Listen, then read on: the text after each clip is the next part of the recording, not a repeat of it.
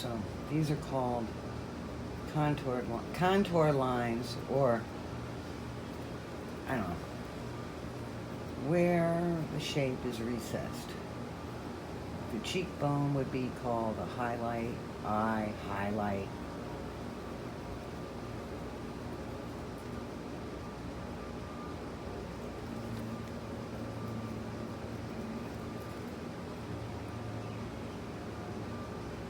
I feel like I need something right in here.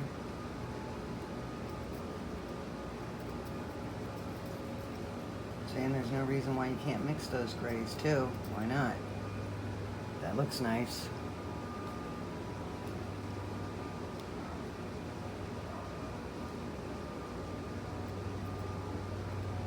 I think I'm going to put a little in here.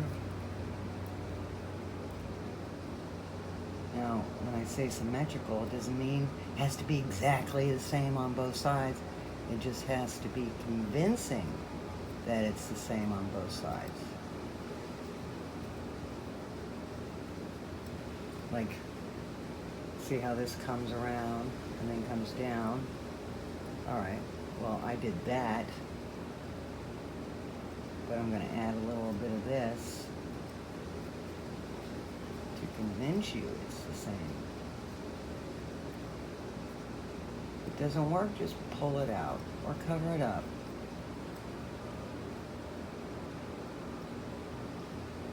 I feel that this is a little thin. That eyelid, darn it.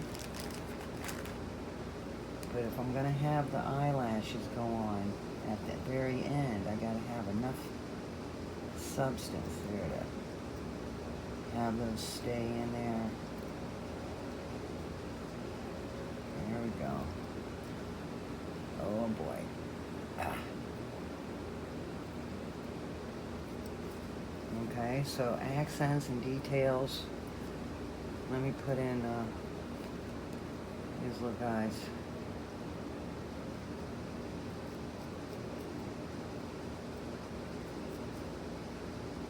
Wrinkles of his lips.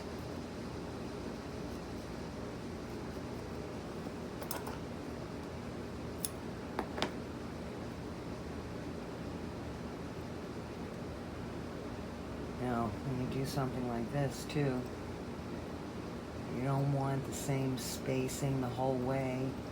I have a tendency to do that. You want to have, all right, like that distance. Just trim this off. Clean this up. All right. Now this one I want a little closer and a little shorter. So it's not all the same. Today I'm going to add the colors. Now I've already started with the face, so I could use my reference material.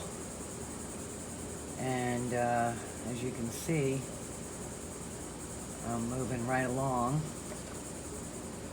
Here's the front of his face. You know, he's got some pattern here in his on his nose and horns. I haven't colored those yet. So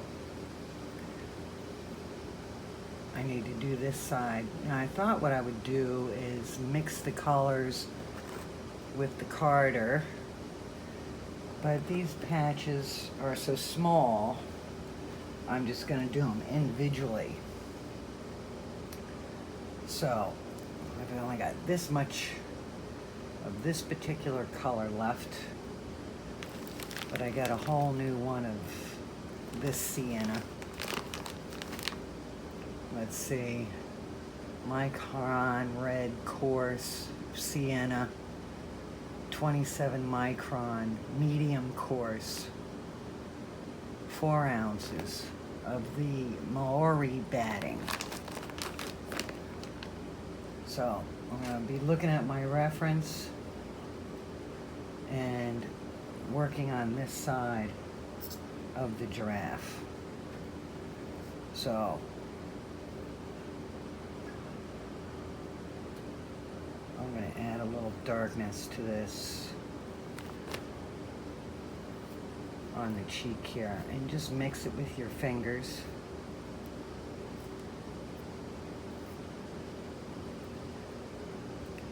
And then poke it in.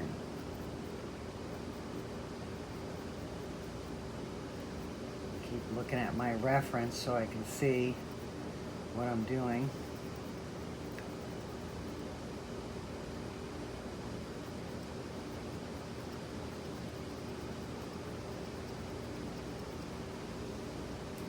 Use the lighter over here by the mouth.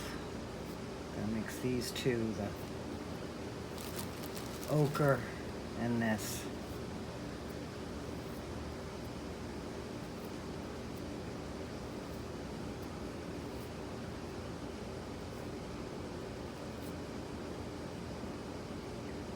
Seems to be lighter over here by the mouth.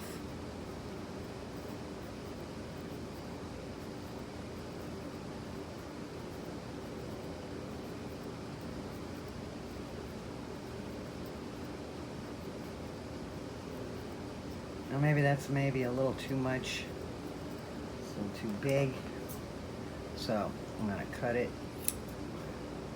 and use that somewhere else.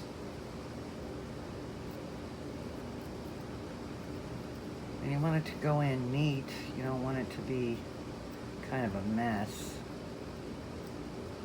This isn't how I want that, so just poke that into there. Actually, I'm going to cut that off too.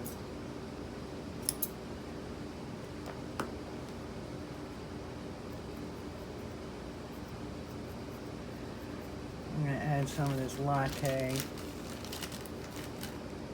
because it looks like it gradates away from the mouth. Stick that in here around. Now see, look, if I cover that, look how it lightens that color, yet you can still see it underneath. I'm just showing you that. I'm not going to do that for this one, but I will be doing that. Kind of going to go around it.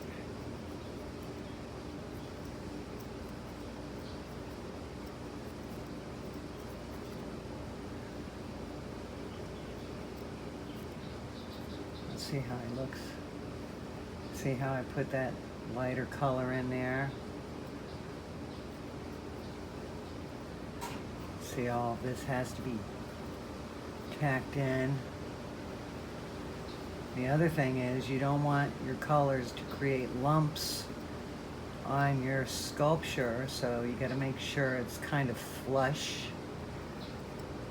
with your base sculpture.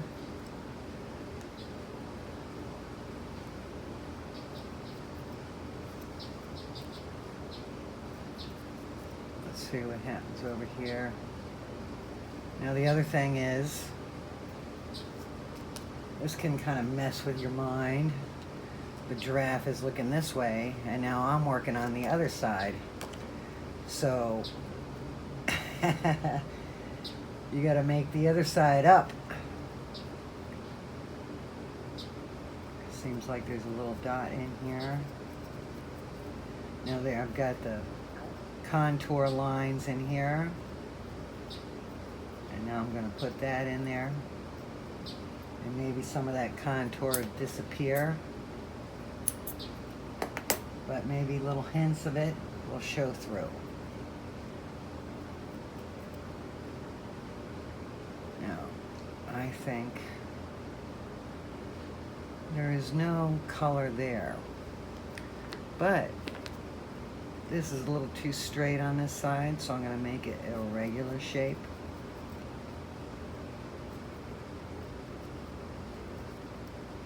So it's not just a straight line. It'll come up, just cover that up.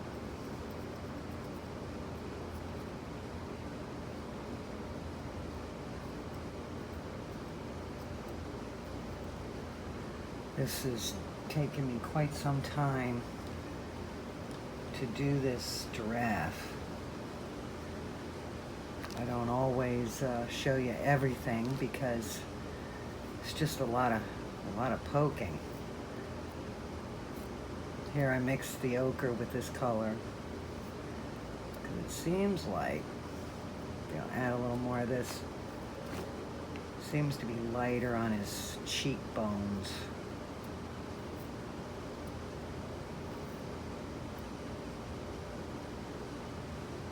He's got a nice kind of upside down triangle right about here.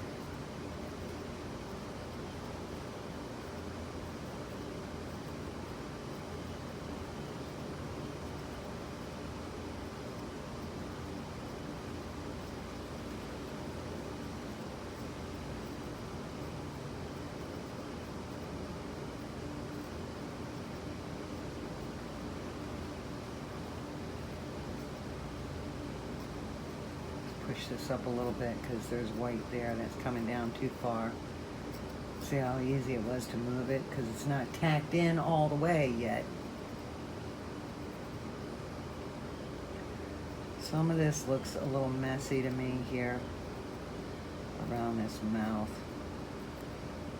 I had to work that a little bit. And then I thought, these lines might look like teeth instead of lips.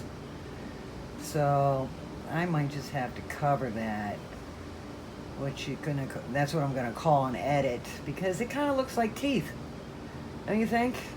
Instead of wrinkles on the lip. So maybe that wasn't a good idea. This is my first giraffe.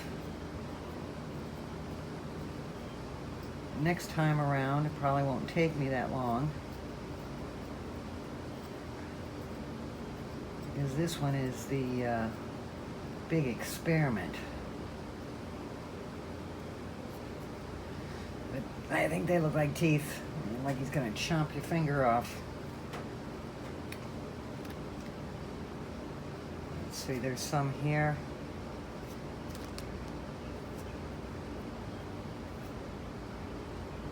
Down by the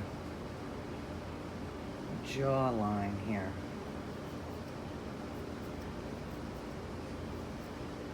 Saying I've just covered up that gray, but you get little hints of it here and there.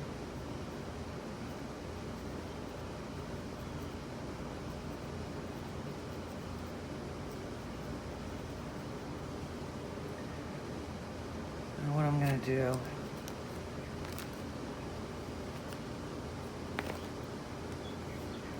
I'm gonna do this nice spot behind his ear here.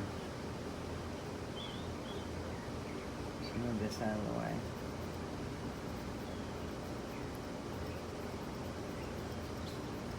And I got that wire in there, so you got to be careful not to break your needle on the wire armature inside your wool. So just poke delicately. Now see, that's just a flat color. That's just a color that has no other color in it. And what I'm going to do is make that a little darker. So I got some of this brown over here. And I'm going to put some at the top part of it. I just want to do a light transparent layer.